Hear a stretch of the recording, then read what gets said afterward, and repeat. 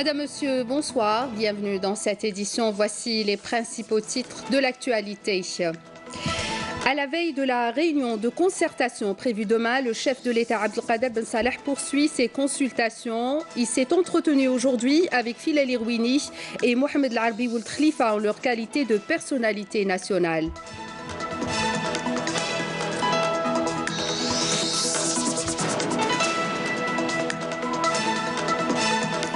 Ahmadou Yahya, l'ex-premier ministre, et Mohamed Loukel, l'actuel ministre des Finances et ancien gouverneur de la Banque d'Algérie, convoqués aujourd'hui par le tribunal de Sidi Mohamed pour des affaires de corruption. Nous irons à Bouchegouf, du côté de Guelma, à la rencontre d'un exportateur d'escargots vers l'Europe et les États-Unis, une activité lucrative très peu connue qui rapporte pourtant quelques 3 millions de dollars chaque année à l'économie nationale. Découverte dans ce journal du complexe de la zone humide Sanhaja-Guerbez, classé depuis 2001 site Ramsar, une étendue de plus de 42 000 hectares qui renferme des richesses phonétiques et floristiques inestimables. Bienvenue à tous.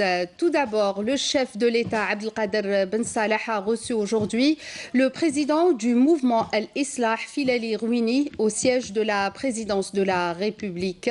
Abdelkader Ben Saleh a reçu également l'ancien président de l'Assemblée populaire nationale, Mohamed Al-Arbi Ould Khalifa, dans le cadre des rencontres s'inscrivant dans la démarche de concertation initiée par le chef de l'État pour le traitement de la situation politique du pays.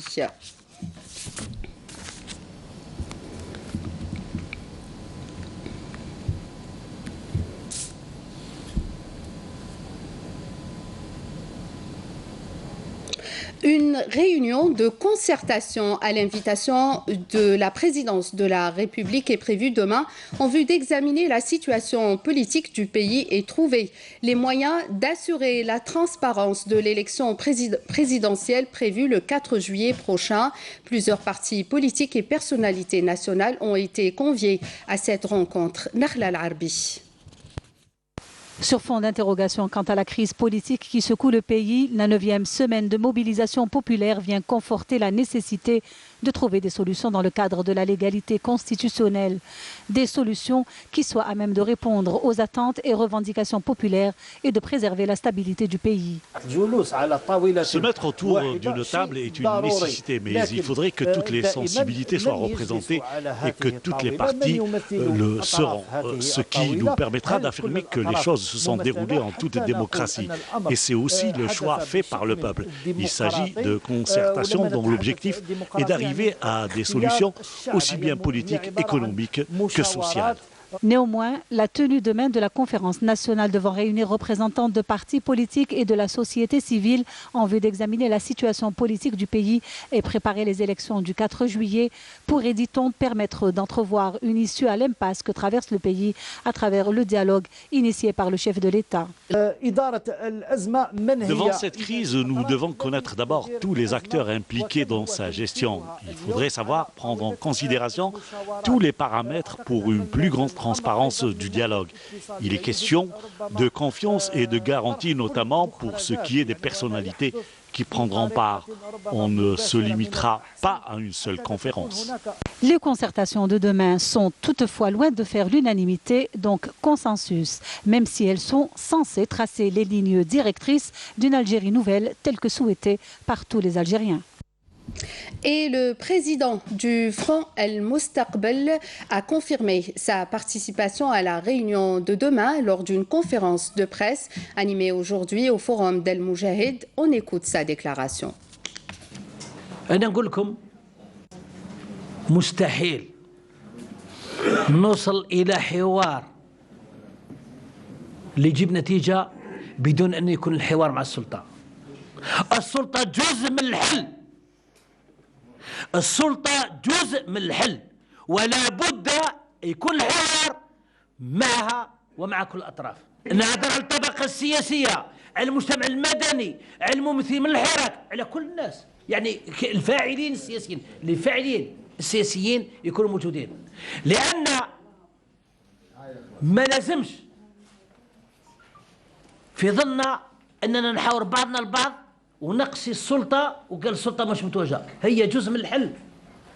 لما قطعنا السلطة وما قعدناش معها في طاولة المفاوضات كيف نلقاو الحل؟ كيف نجد الحل؟ Le tribunal de Sidi Mohamed d'Alger a convoqué hier Ahmed Yahya, ex-premier ministre, ainsi que Mohamed Loukel, ministre des Finances et ancien gouverneur de la Banque d'Algérie, pour des affaires de corruption. Ces deux responsables ont été convoqués pour des affaires de dilapidation des deniers publics et de privilèges indus. Couverture de Delel Boutaba, le commentaire est de Halim Yaïch. C'est un jour pas comme les autres en face du tribunal de Abban Ramdan à Alger. De nombreux citoyens se sont rassemblés depuis les premières heures de la journée après l'annonce de la convocation par le tribunal de l'ex-premier ministre Ahmed Yahya et de Mohamed Loukel, ministre des Finances, ex-gouverneur de la Banque d'Algérie, dans l'affaire de dilapidation des deniers publics et d'attribution de privilèges illégaux. Cette convocation est une démarche qualifiée par les citoyens de positive.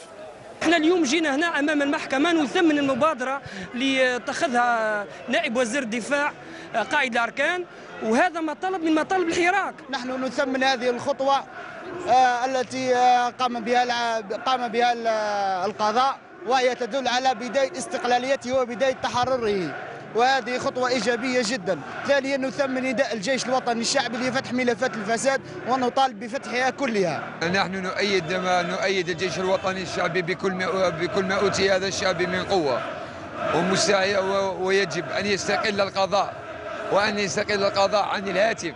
خطوة يعني تاريخية بكل صراحة. اليوم كنشوفوا أن فيها دعوات لمحاسبة كل من له يد في تبديد المال العام. La nouvelle s'est répandue comme une traînée de poudre parmi les agences de presse ainsi que la presse nationale et internationale qui est restée sur place dans l'attente d'une déclaration ou d'une image. Les avocats présents sur place ont fait des déclarations sur l'aspect juridique de l'affaire.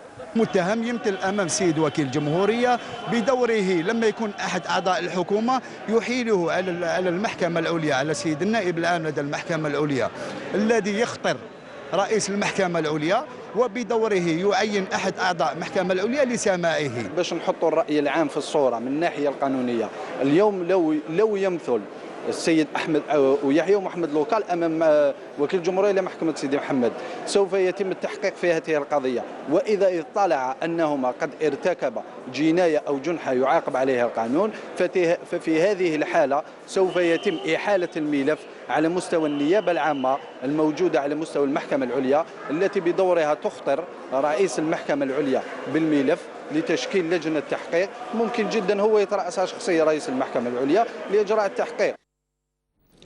Le ministre des Affaires étrangères, Sabri Boukadoum, s'est rendu aujourd'hui au Caire. Il doit participer à la session extraordinaire de la réunion du Conseil de la Ligue arabe au niveau ministériel consacrée au dernier développement de la question palestinienne qui se tiendra aujourd'hui.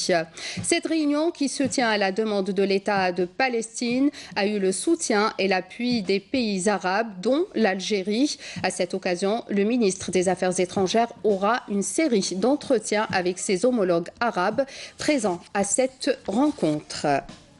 Le ministre de l'Énergie sur le terrain ce dimanche, Mohamed Arqab, a inauguré des infrastructures susceptibles d'améliorer les conditions du travail. L'occasion était aussi de rassurer quant à la couverture en électricité durant l'été prochain. Selem Kasser.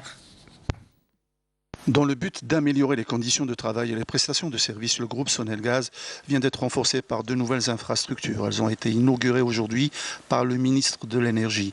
Il s'agit de la direction de la société algérienne du réseau de transport du gaz qui englobe plusieurs unités. Mohamed Arqab a inauguré également le nouveau siège de la société algérienne de gestion du réseau de transport de l'électricité. Il s'agit de deux sociétés importantes. La société de transport du gaz par canalisation et le transport de l'électricité haute tension. C'est important d'avoir des espaces pareils pour que les travailleurs et les cadres puissent travailler dans de bonnes conditions, tout en utilisant les dernières technologies dans la gestion de ces réseaux d'électricité et du gaz. ويستعملوا التقنيات الحديثة في تسيير هذه الشبكة الكهربائية والشبكة الغازية. Mais dans la perspective du mois de Ramadan et de la saison estivale, le ministre de l'Énergie a visité le Centre national de contrôle de l'électricité. Puis il a rappelé que de nouvelles unités sont entrées en fonction à travers le territoire national, notamment au sud, ce qui va assurer l'alimentation durant les périodes de pic de consommation. Concernant la production, tout est disponible. 33 transformateurs électriques et les lignes de haute tension ont été équipées pour augmenter la capacité de transformation et de distribution de l'électricité.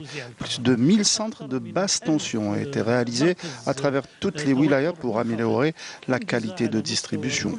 Pour le gaz, plusieurs infrastructures sont également entrées en exploitation cette année pour une meilleure couverture. Le ministre de l'Énergie a inspecté à la fin de sa visite un nouveau centre médical pour les travailleurs de la Sonalgaz. Intervenant à l'ouverture d'une session de formation des cadres de la Caisse nationale d'assurance chômage, le ministre du Travail, de l'Emploi et de la Sécurité sociale, Tijani Hassan Hedem, a indiqué avoir instruit les responsables de l'ANSEJ et de la CNAC d'examiner la possibilité de lever le gel sur certaines activités demandées par les porteurs de projets, suivant les besoins locaux, notamment dans les secteurs d'activité à même de garantir la pérennité de la micro-entreprise.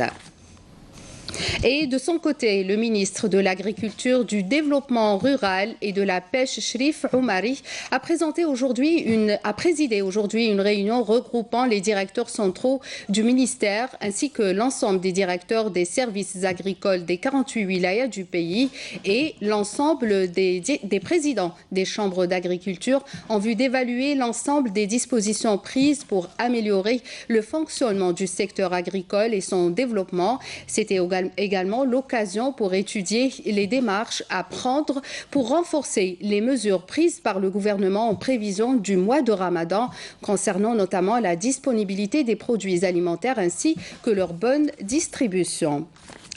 L'exportation des escargots, voici une activité lucrative très peu connue en Algérie.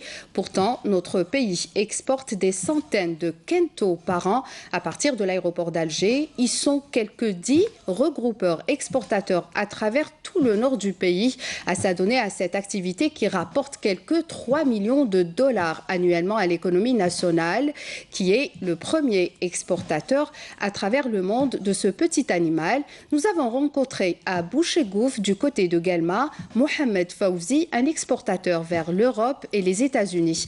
Le reportage est signé Abdelmajid Benkassi. Un petit animal hermaphrodite, très peu connu peut-être dans notre art culinaire en Algérie. Pourtant, il est très riche en protéines. Ce petit animal que l'on récolte dans les champs ici en Algérie, un peu partout, dans toute l'étendue du territoire, est exporté vers l'Europe. Et c'est à Bouchegouf, à quelques 35 km au nord-est du chef-lieu de wilaya de Guelma, que nous avons rencontré Mohamed Fawzi, un exportateur d'escargots. Une activité qu'il pratique depuis près de 30 ans. Nous faisons des escargots destinés exclusivement à l'exportation depuis 28 ans. Les escargots que nous travaillons, il s'agit de 3 variétés.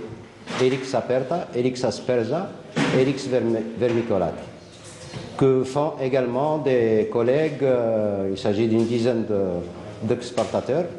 Cette activité a permis de créer des embauches et ça a permis également de faire entrer des devises grâce à ces exportations hors hydrocarbures. Et nous sommes le premier pays exportateur d'escargots au monde. C'est extraordinaire, cette activité qui rapporte 3 millions de dollars annuellement aux Algériens et à l'Algérie. Des devises, qui l'aurait cru, 3 millions de dollars, bien sûr dans une activité qui offre de l'emploi en ces temps difficiles à plusieurs centaines de jeunes Algériens. Le nombre de personnes qui touchent dans cette activité dépasse largement les 860 personnes qui sont hautement rémunérées. Aujourd'hui, nous parlons des escargots qui seront livrés en France et en Italie. Et nous faisons dans des pics jusqu'à 100 quintaux par semaine qui sont transférés depuis Bouchegouf, Alger puis un avion qui les prend à destination de Rome pour arriver finalement en Sardaigne et une grande partie ira en Espagne. Pour ce qui est des escargots aperta, que nous travaillons dans une quinzaine de jours, ils sont destinés également en Italie et une partie, 30% de la quantité, est destinée aux États-Unis. Je m'y plais depuis le début et puis comme c'est une activité avec mon père, je suis obligé de m'y faire.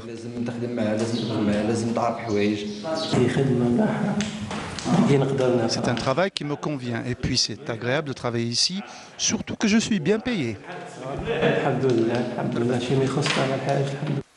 Une activité qui certes fait rentrer des devises, mais les exportateurs n'ont pas manqué de nous parler des difficultés à rapatrier leur argent. Un problème qui doit trouver des solutions auprès des banques. Un autre produit algérien qui fait beaucoup parler de lui, la date algérienne, précisément Deglet Nour de Biskra. Et pour en savoir plus, Emel Isiridi a visité pour nous une entreprise de conditionnement et d'exportation. Regardez le reportage. Plus de 1000 tonnes de dattes sortent annuellement de cette nouvelle usine de conditionnement et d'exportation située à Biskra. Une usine fraîchement installée qui a permis la création d'environ 120 postes d'emploi.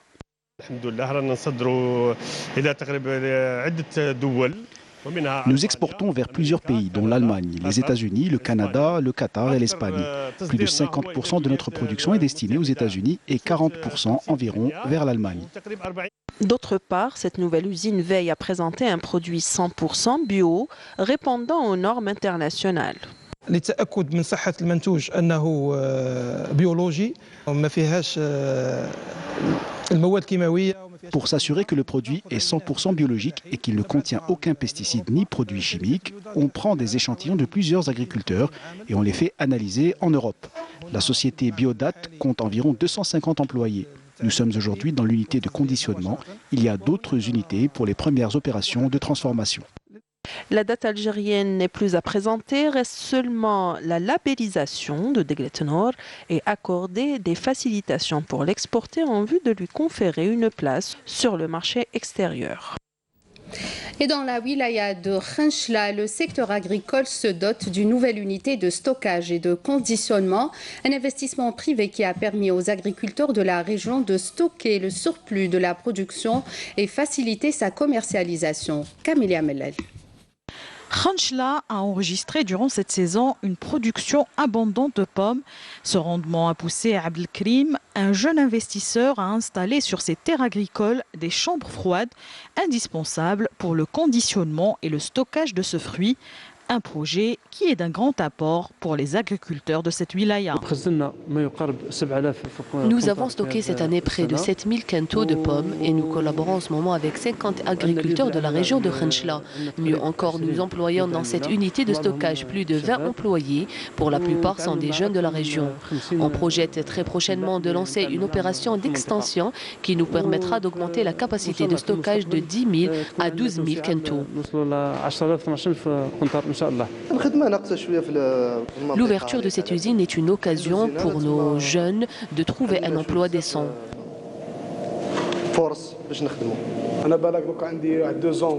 Cela fait 2 ans que j'ai intégré cette usine et Dieu merci, tout marche à merveille. L'unité de stockage Allaoui en est un bon échantillon d'une capacité de plus de 4000 mètres cubes. Cette structure a été réalisée selon les normes internationales de stockage. C'est un important projet qui offre un bon service pour les agriculteurs et les producteurs de pommes.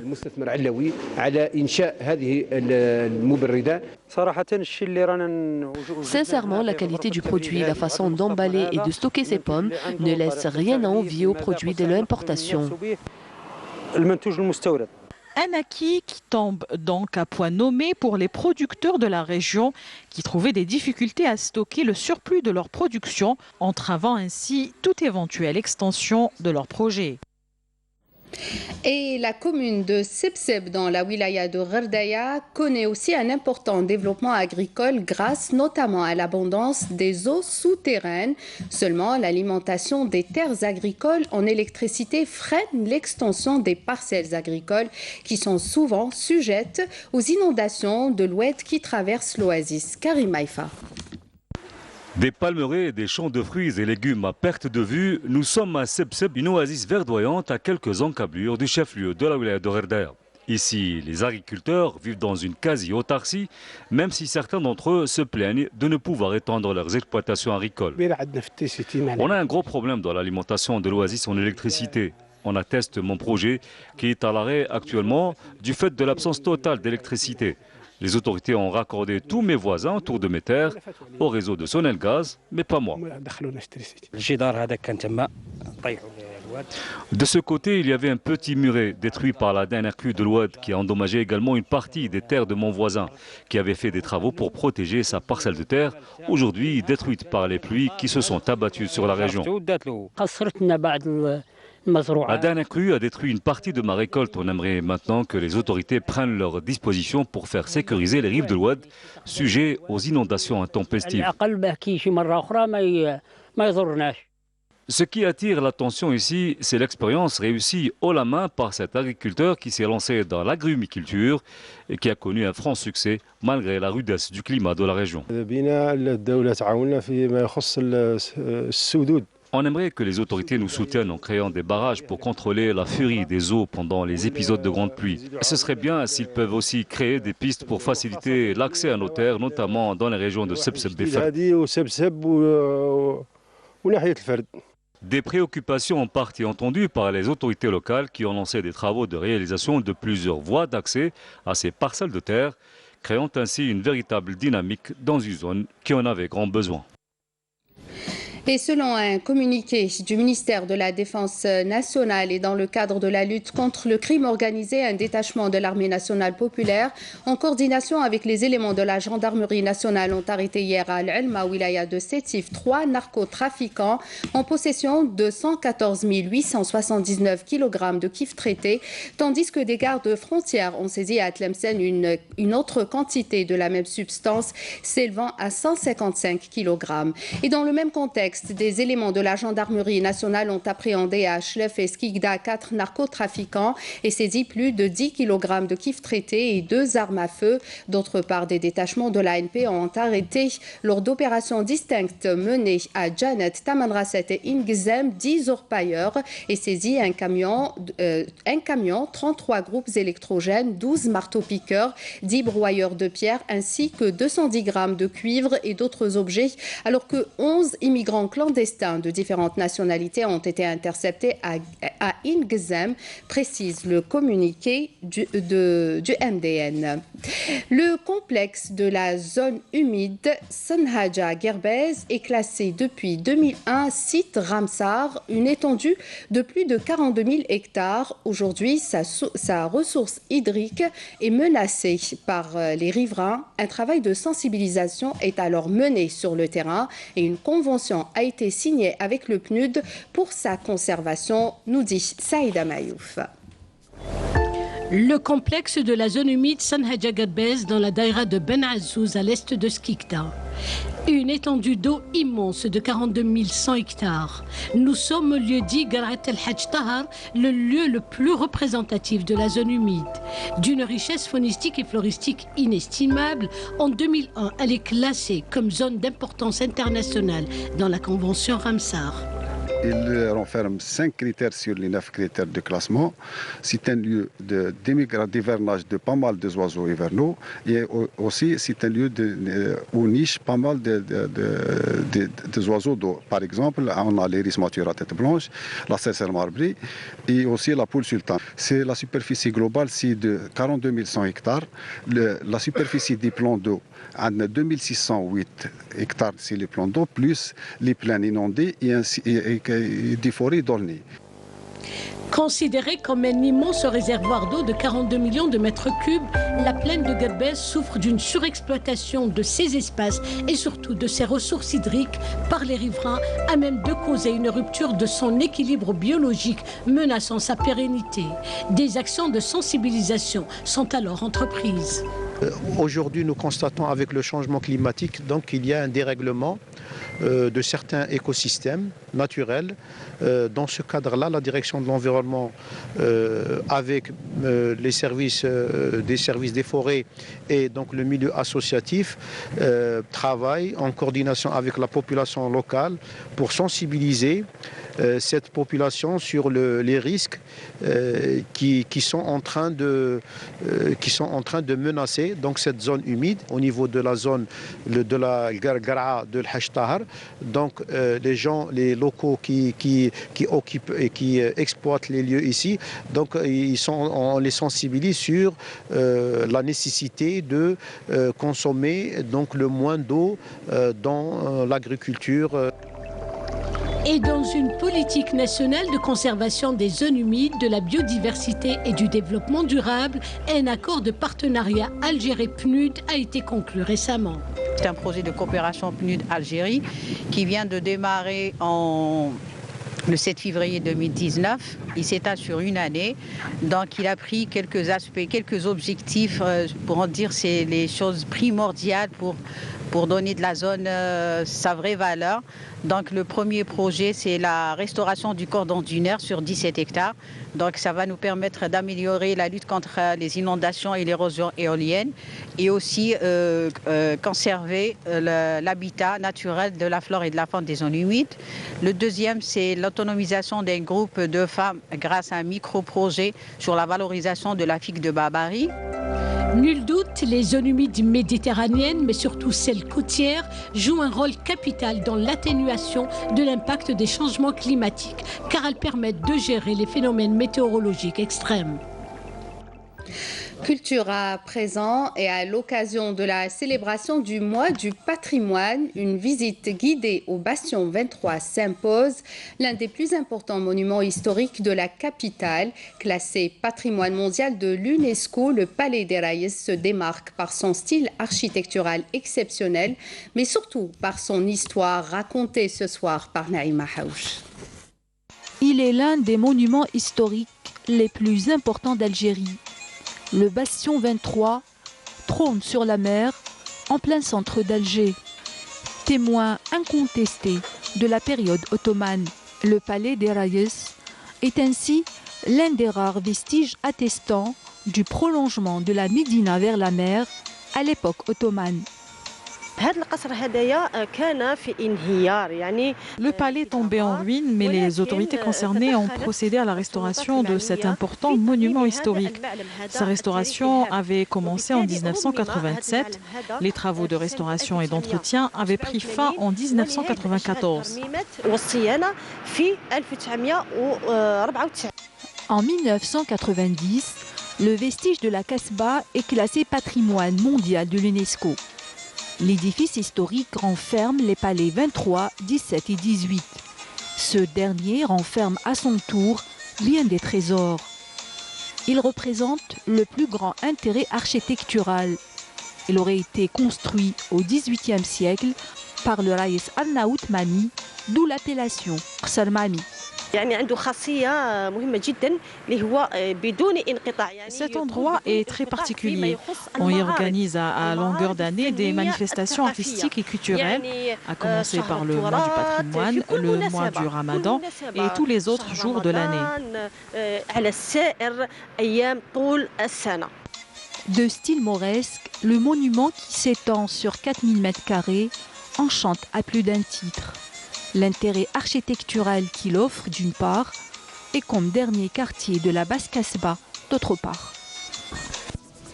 Et c'est sur cette belle page historique que prend fin ce journal. Voici à présent le rappel des titres.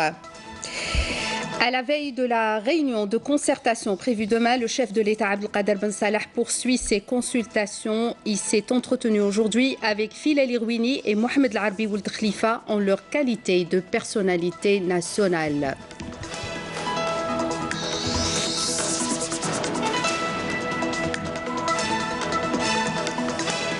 Ahmedou Yahya, l'ex-premier ministre, et Mohamed Loukel, l'actuel ministre des Finances et ancien gouverneur de la Banque d'Algérie, convoqués aujourd'hui par le tribunal de Sidi Mohamed pour des affaires de corruption.